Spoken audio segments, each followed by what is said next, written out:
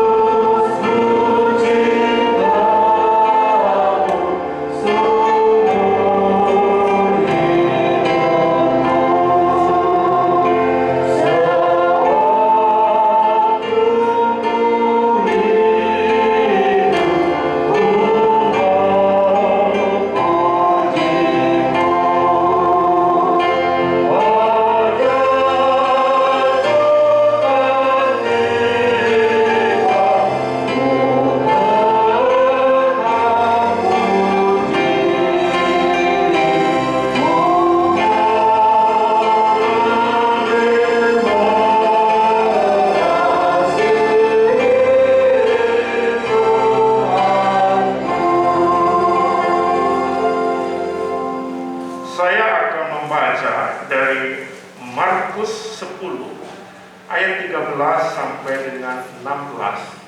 4 ayat saya akan baca. Markus 10 mulai ayat 13. Demikian sabda Tuhan. Lalu orang banyak membawa anak-anak kecil kepada Yesus supaya ia menjamah mereka. Akan tetapi murid-muridnya memarahi orang-orang itu.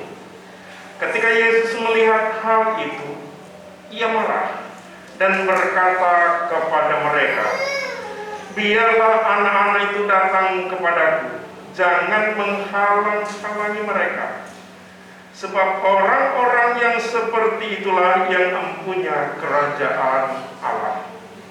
Aku berkata kepadamu, sesungguhnya barang siapa tidak menyambut kerajaan Allah seperti seorang anak kecil, ia tidak akan masuk ke dalamnya." Lalu ia memeluk anak-anak itu dan sambil meletakkan tangannya atas mereka, ia memberkati mereka. Yang berbahagia kita yang diberi kesempatan oleh Allah untuk membaca, merenungkan, dan percayai sabdanya. Hormat diberi.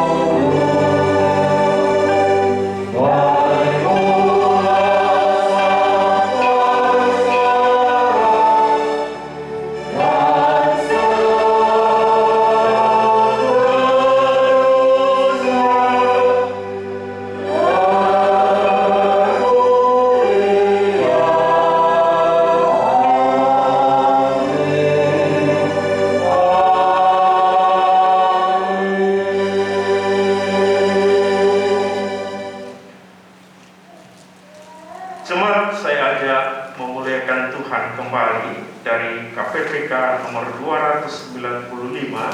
Kita nyanyikan 2 kali satu ayat ini.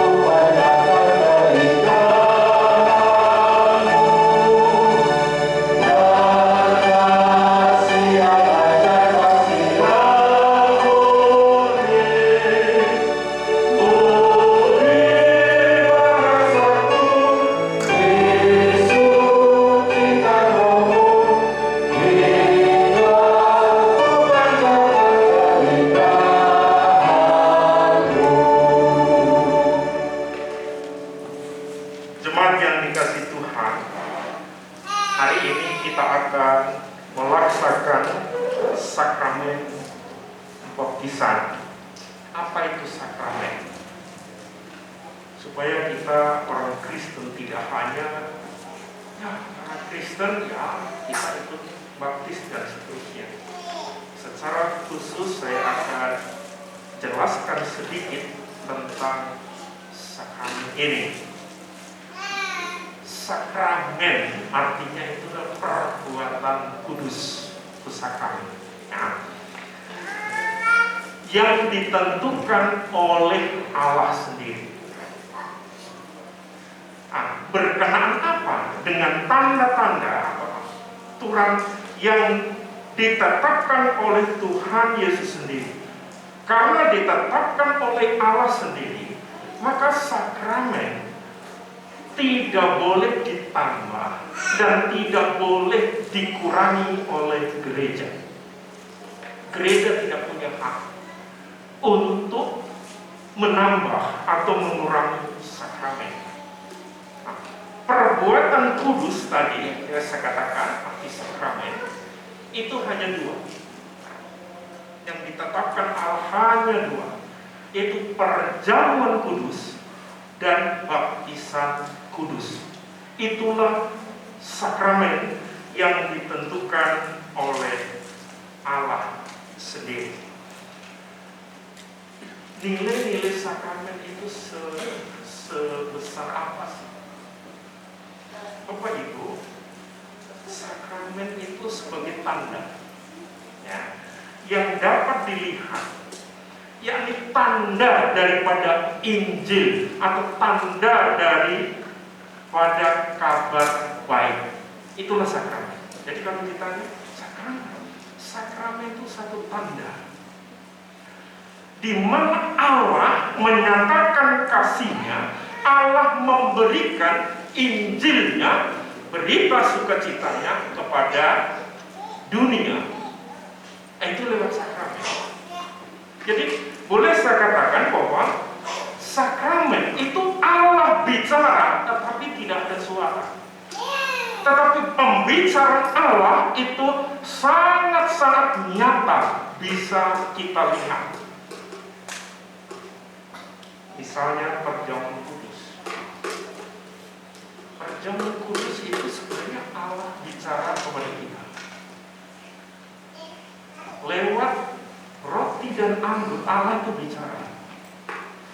Ketika kau menerima ini, itu berarti kau mempercayai aku sebagai Allah yang mengasihi kamu, dan kasihku itu sempurna sampai dengan aku harus mati menebus dosa-dosa.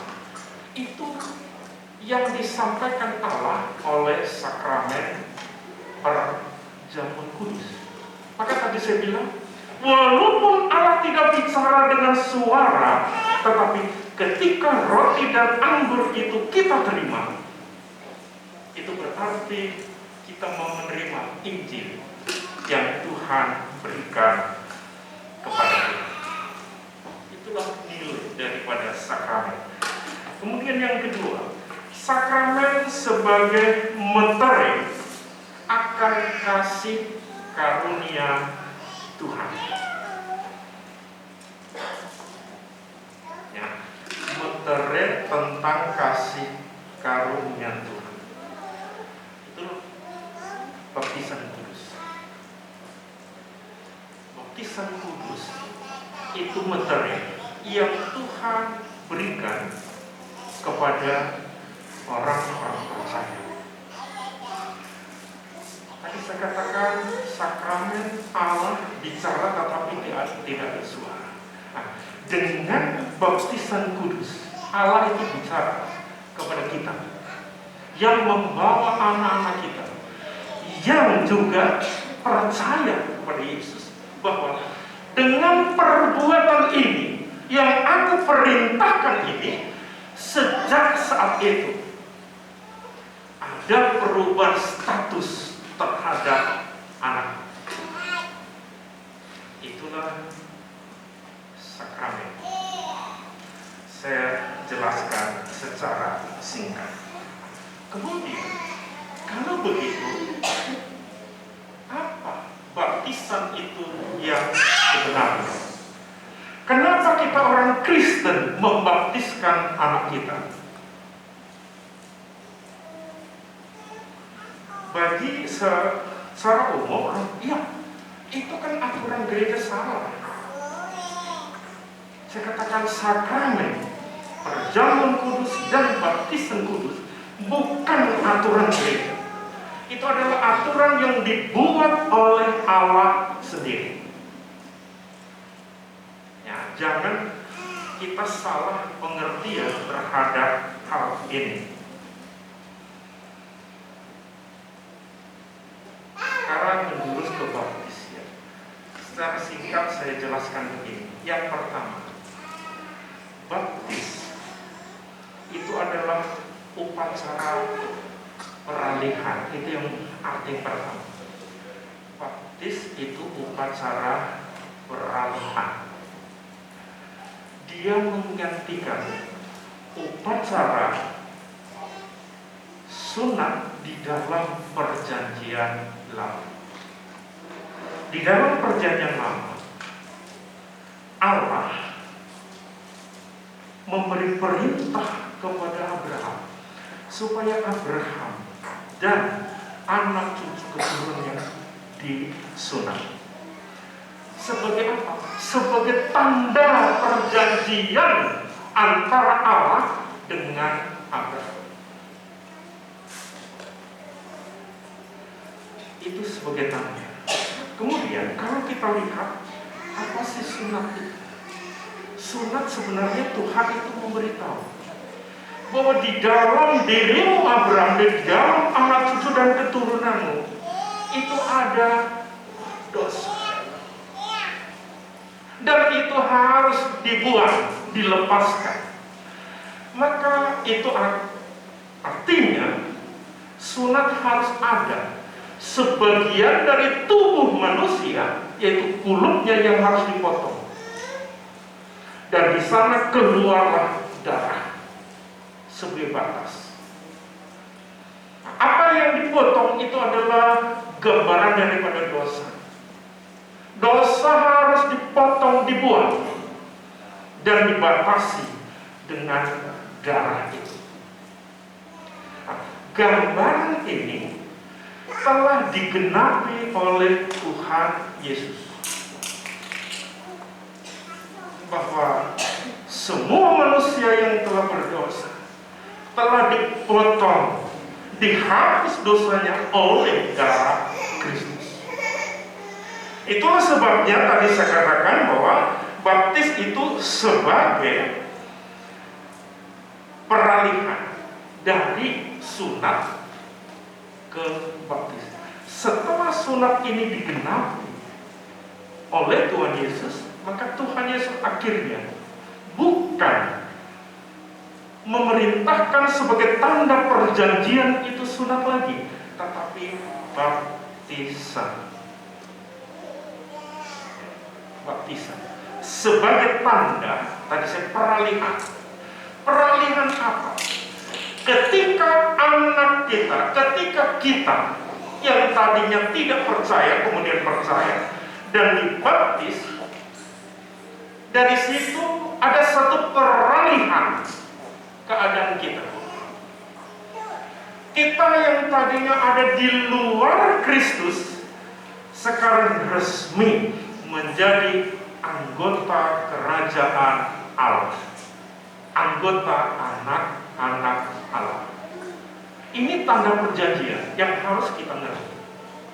Jadi ketika Bapak Ibu membawa anaknya dibaptis, saat nanti anak Bapak Ibu dibaptis, saat itulah ada perubahan status yang sangat penting di hadapan Allah. Ini anakku, ini anggota keluargaku. Itu anggota keluarga Allah. Sebelum itu gimana? Sebelum itu ya di luar kerajaan Allah, di luar anggota daripada kerajaan Allah. Itulah pentingnya baptis di sini. Jadi jangan anggap baptis itu dengan sembarangan aturan gereja. Tidak. Ada satu perubahan yang sangat fundamental yang Allah maksudkan, bahwa sejak itu, sekali lagi saya ulangi, anak kita dan siapapun kita telah masuk menjadi anggota kerajaan Allah, masuk di dalam janji keselamatan Allah yang telah dilakukan oleh Tuhan Yesus sendiri. Yang kedua, baptis artinya adalah bahwa Tuhan mau menerima kita dengan kasih karunia-Nya. Jadi bukan karena kebaikan kita, tapi dengan kasih karunia Allah, Dia mau menerima kita masuk di dalam lingkungan umat Allah yang terpilih di dunia ini. Artinya begini, berarti baptis, khususnya baptis anak, dasarnya bukan iman dan perbuatan anak, bukan. Karena anak belum tahu apa itu iman.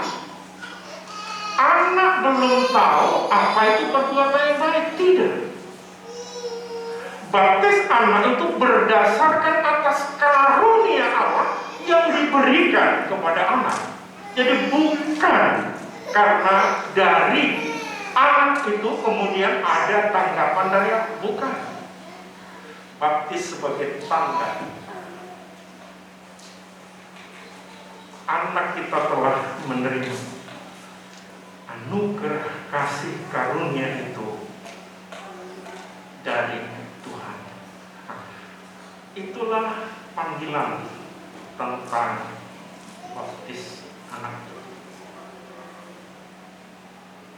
Tetapi di samping itu, kalau kita baca tadi, biarlah anak itu datang kepadaku. Itu berarti baptis itu sebagai panggilan terhadap orang tua, supaya orang tua sadar bahwa jangan biarkan anakmu di luar anggota kerajaan Allah. Bawalah kepada Allah lewat gereja, supaya anakmu resmi menjadi anggota kerajaan Allah. Ini panggilan Allah terhadap orang tua. Itulah arti baptis anak. Secara singkat saya jelaskan. Saya yakin ini tidak memuaskan, tetapi saya berharap bahwa kita sebagai orang Kristen tidak hanya begitu saja mau membaptiskan anak kita tanpa kita mengerti dasar yang sebenarnya itu apa? Pertanyaannya, apakah sebelum baptisan yang diperintahkan Tuhan Yesus sudah ada baptisan belum? Jawabnya sudah. Karena orang Yahudi itu sudah melakukan baptisan waktu itu. Tetapi baptisan yang dilakukan oleh orang Yahudi itu disebut dengan baptisan proselit. Baptisan proselit artinya adalah masuknya orang kafir ke agama Yahudi. Nah, oleh orang Yahudi, orang seperti itu harus dibaptis. Dan baptis proselit ini aturan yang dibuat oleh orang Yahudi itu sendiri, bukan aturan dari Tuhan. Itu baptis proselit. Karena tidak ada hubungannya dengan Allah. Itu ada hubungannya dengan masuk menjadi orang Yahudi. Dan dengan upacara baptisan itu mereka maunya semua hidup kekafiran harus ditanggalkan dan mengikuti tata cara Yahudi secara penuh. Itulah yang dimaksud dengan baptisan proselit waktu itu. Bapak Ibu dan saudara sekalian, kalau kita telusuri seterusnya, ada baptisan lain, yaitu baptisan Yohanes. Nah, baptisan Yohanes itu adalah baptisan berkenaan dengan kehadiran kerajaan Allah, yaitu Yesus. Ketika kerajaan Allah akan datang, yaitu Yesus akan datang, maka orang harus memutuskan, aku masuk apa tidak? Aku percaya apa tidak? Kalau memang kamu mau masuk ke dalam kerajaan Allah, mempercaya menerima kerajaan Allah yang hadir, yang datang yaitu Yesus Kristus, ini syaratnya. Kamu harus bertobat, mengakui dosamu dan dibaptis sebagai tanda. Ini baptisan Yohanes, itu baptisan berkenaan dengan kedatangan kerajaan Allah. Dan baptisan ini betul karena Yesus sendiri juga akhirnya, karena dia sebagai manusia, dia melakukan itu. Dia dibaptis. Dan dari sanalah baru terbuka rahasia itu. Ketika Tuhan Yesus berjalan menuju ke Sungai Yordan, di sana Allah memberi satu penglihatan, Allah memberi satu hikmat kepada Yohanes Pembaptis untuk melihat siapa sebenarnya Yesus itu. Maka secara iman dia kemudian bicara, lihat itu, anak domba Allah yang menghapus dosa dunia. Inilah yang diwartakan oleh Yohanes Pembaptis di dalam khotbahnya. Dia itulah kerajaan Allah itu. Dia tidak hanya akan mendirikan, memanggil orang menjadi anggota, tetapi dia menghapus dosa dunia. Ini satu berita yang sangat luar biasa pada waktu itu yang disampaikan oleh Yohanes Pembaptis. Kemudian setelah itu Yohanes Pembaptis mengatakan, dialah yang akan membaptiskan manusia dengan Roh Kudus. Dialah yang bisa membaptis manusia dengan keselamatan itu, yang ditandai dengan kuasa Roh Kudus menguasai kehidupan manusia. Biarlah hari ini kita sedikit mengerti dan mempercayai, oh seperti itu ya Bapak. Maka kita harus sekarang berpikir, aku betul-betul siap tidak ya? Anak saya serahkan kepada Allah lewat gerejanya, supaya dia mendapat tanda perjanjian keselamatan dari Allah, supaya dia mendapat tanda perubahan statusnya dari Allah yang tadinya di luar Allah. Sekarang anak itu masuk di dalam persekutuan dengan Tuhan.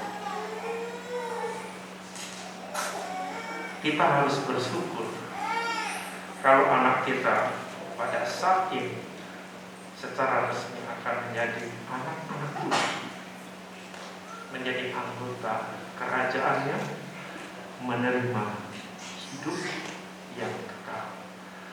Amin. Kita berdoa.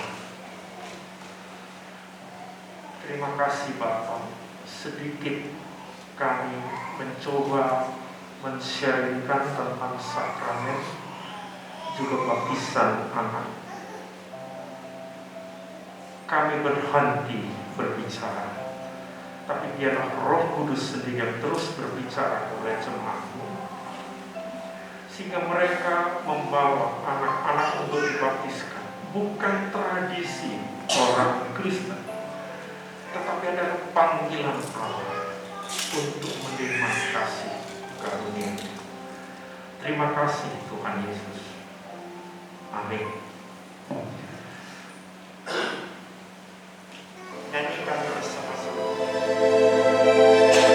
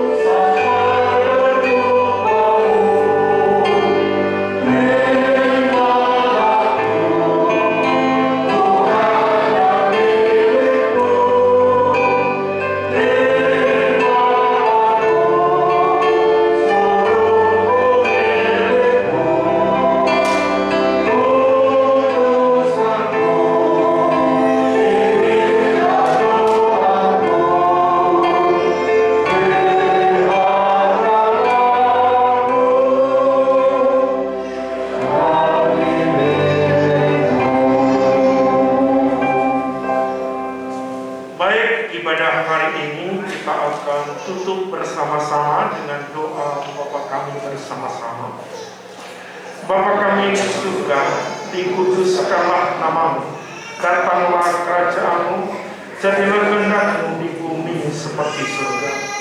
Berikanlah kami pada hari ini makanan kami secukupnya, dan ampunilah kami akan kesalahan kami, seperti kami juga mengampuni orang yang bersalah kepada kami. Dan jangan membawa kami ke dalam pencobaan, tapi lepaskanlah kami dari orang jahat. Engkau punya kerajaan dan kuasa dan kemuliaan sampai selama-lamanya. Amin. Doksologi.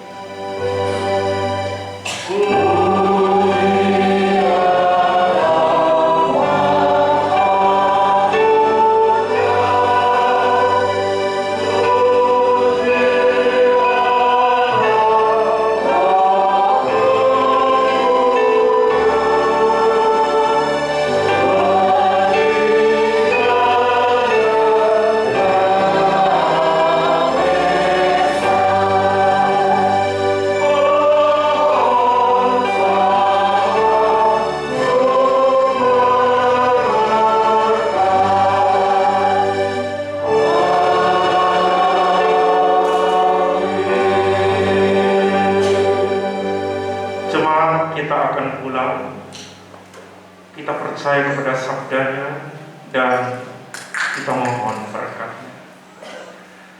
Anugerah Tuhan kita Yesus Kristus yang melampaui segala akal manusia kiranya diberikan kepada kita hari ini. Kasih karunia rahmat dari Allah Bapa yang begitu melimpah dicurahkan kepada kita hari ini. Penyertaan Allah di dalam kehadiran Roh Kudus menyertai, menyelimuti kita, menggandeng kita saat ini sampai selama-lamanya. Amin.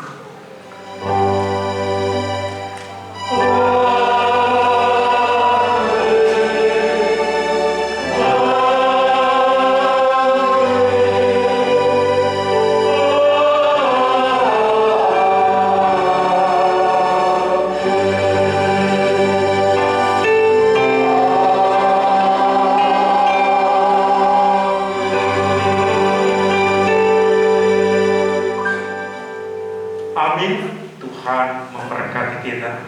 Selamat hari Minggu.